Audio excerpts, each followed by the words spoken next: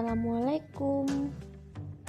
Kali ini kita akan membahas materi mengenai APBN dan APBD.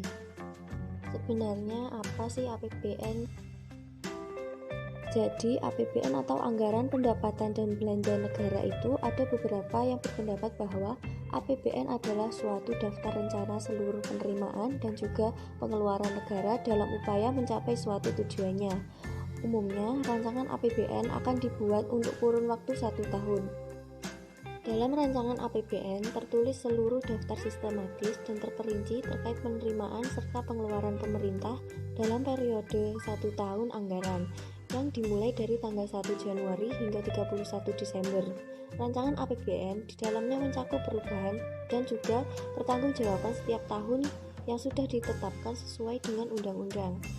Berdasarkan Undang-Undang Dasar 1945 Pasal 23 Ayat 1 dijelaskan bahwa setiap tahun APBN akan ditetapkan dengan undang-undang. Jika DPR tidak menyetujui anggaran yang sudah diusulkan oleh pemerintah pusat, maka pihak pemerintah pusat akan menggunakan anggaran yang masih ada pada tahun lalu. Selanjutnya kita akan membahas mengenai fungsi dari APBN. APBN ini merupakan suatu alat yang berguna untuk mengatur pendapatan dan juga pengeluaran negara dalam hal pembiayaan dan juga pelaksanaan berbagai aktivitas pemerintah, mulai dari pembangunan pencapaian ekonomi, meningkatkan pendapatan nasional, stabilitas perekonomian, serta menentukan arah dan prioritas pembangunan secara menyeluruh. Setiap bentuk penerimaan akan menjadi hak dan pengeluaran akan menjadi kewajiban negara yang harus diinput ke dalam APBN. Walaupun nantinya ada surplus penerimaan, maka negara bisa menggunakannya untuk membiayai pengeluaran negara pada periode berikutnya. Yang pertama ada fungsi otorisasi. Fungsi otorisasi dari APBN berarti anggaran negara dijadikan dasar sebagai pelaksanaan pendapatan dan belanja negara pada tahun yang sedang berjalan, sehingga pembelanjaan dan juga pendapatan nantinya bisa dipertanggungjawabkan pada rakyat Indonesia. Fungsi yang kedua yaitu fungsi perencanaan, yaitu APBN bisa dijadikan sebagai acuan bagi negara untuk bisa merencanakan berbagai kegiatannya pada tahun yang sedang berjalan, sehingga jika anggaran belanja sudah disusun secara rapi, maka negara bisa membuat berbagai rencana kegiatannya guna mendukung pembelanjaan tersebut. Yang ketiga, fungsi pengawasan, yaitu bahwa pembuatan rencana anggaran wajib dijadikan sebagai suatu pedoman untuk menilai segala jenis aktivitas penyelenggaraan pemerintah sudah sesuai dengan apa yang sudah ditetapkan. Dengan begitu, masyarakat akan mudah untuk menilai ketepatan pemerintah dalam menggunakan uang negara. Yang keempat, fungsi alokasi, yaitu negara harus mampu mengurangi pemborosan dalam segala jenis pemanfaatan sumber daya serta meningkatkan efektivitas dan efisiensi perekonomian negara. Pada prosesnya, fungsi alokasi ini dijalankan dengan memanfaatkan kualitas sumber daya, efektivitas, efisiensi perekonomian seperti pembangunan tanggul, jembatan jalan, atau perbaikan fasilitas publik tersebut. Fungsi yang kelima yaitu distribusi. Fungsi APBN sebagai distribusi berarti negara harus memperhatikan keadilan dan kepatutan dalam menjalankan berbagai kebijakannya. Dalam hal ini, negara harus memanfaatkan APBN untuk kepentingan masyarakat seperti untuk dana pensiun, subsidi, dan premi lainnya. Yang keenam, fungsi stabilisasi, berfungsi untuk memelihara dan menjaga keseimbangan perekonomian dasar negara. Dalam prosesnya, APBN harus berguna untuk menjaga arus uang atau mencegah tingginya tingkat inflasi dan deflasi yang terlampau besar. Selanjutnya, tujuan APBN berdasarkan penjelasan sebelumnya terdapat 2 tujuan utama dibentuknya APBN. Tujuan pertama, APBN dirancang untuk memelihara serta menjaga tingkat stabilitas perekonomian negara dan juga mencegah adanya defisit negara. Tujuan kedua, APBN disusun sebagai suatu pedoman dalam hal penerimaan serta pengeluaran negara dalam proses penyelenggaraan aktivitas negara.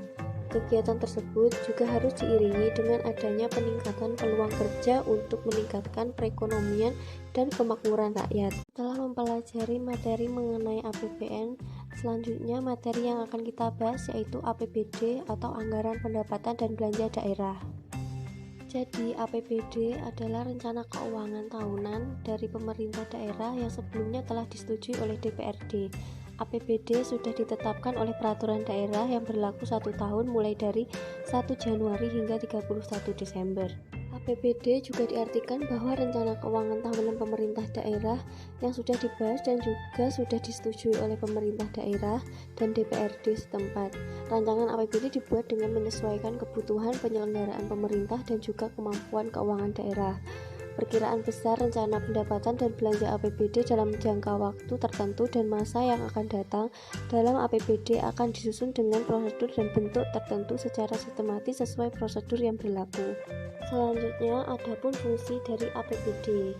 Yang pertama ada fungsi otorisasi, yaitu anggaran daerah akan dijadikan sebagai suatu dasar dalam menerapkan pendapatan dan belanja pada tahun berlangsung.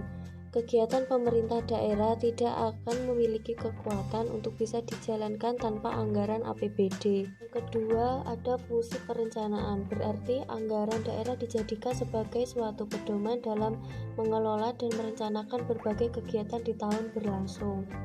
Yang ketiga, fungsi pengawasan, yaitu anggaran daerah akan dijadikan sebagai tolak ukur untuk bisa menilai kegagalan atau keberhasilan pemerintah daerah setempat dalam menyelenggarakan kegiatannya.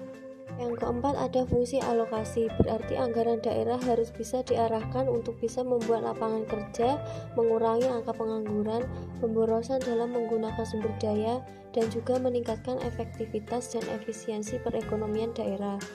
Yang kelima, ada fungsi distribusi, berarti berbagai kebijakan dalam hal penganggaran daerah wajib diperhatikan dengan mengutamakan rasa keadilan dan kepatutan. Fungsi yang keenam yaitu stabilitas, berarti anggaran daerah dijadikan sebagai alat dalam memelihara dan menjaga keseimbangan dasar perekonomian daerah setempat. Selanjutnya, ada tujuan dari APBD. Tujuan perencanaan APBD pada dasarnya sama seperti perencanaan APBN. APBD dirancang agar bisa dijadikan pedoman dalam hal penerimaan dan pengeluaran penyelenggaraan pemerintah daerah dalam hal pelaksanaan otonomi daerah dan juga demi meningkatkan angka kemakmuran masyarakat pada daerah tersebut. Dengan adanya APBD, maka tingkat penyelewengan, pemborosan, dan kesalahan dalam menggunakan dana daerah bisa dicegah. Beberapa tujuan lain dari APBD. Yang pertama, membantu pihak pemerintah daerah demi mencapai tujuan fiskalnya. Yang kedua, membantu meningkatkan koordinasi atau pengaturan pada setiap bagian yang ada di lingkungan pemerintah daerah. Yang ketiga, membantu menciptakan dan juga mengadakan efisiensi serta keadilan atas penyediaan barang, jasa publik, dan hal umum lainnya. Membantu menimbulkan prioritas belanja pemerintah daerah. Yang keempat, membantu meningkatkan dan juga menghadirkan transparansi pemerintah daerah dalam menggunakan dana APBD kepada masyarakat dan juga mempertanggungjawabkannya ke Dewan Perwakilan Rakyat Daerah. Peranan APBN dan APBD pada perekonomian masyarakat luas. Yang pertama, membantu meningkatkan perkembangan ekonomi masyarakat yang diketahui dengan besaran nilai GNP dari tahun ke tahunnya. Yang kedua, menjaga kestabilan keuangan negara dengan mengatur jumlah uang yang beredar. Yang ketiga, meningkatkan investasi pada masyarakat karena hal tersebut mampu mengembangkan berbagai industri yang ada di dalam negeri. Yang keempat, membantu alur distribusi pendapatan dengan mengetahui sumber penerimaan dan juga pemanfaatan belanja pegawai dan belanja barang. Yang kelima, meningkatkan lapangan kerja dengan adanya pembangunan proyek negara dan investasi negara, sehingga akan mampu membuka lapangan kerja yang baru dan mampu meningkatkan kegiatan kesejahteraan masyarakat.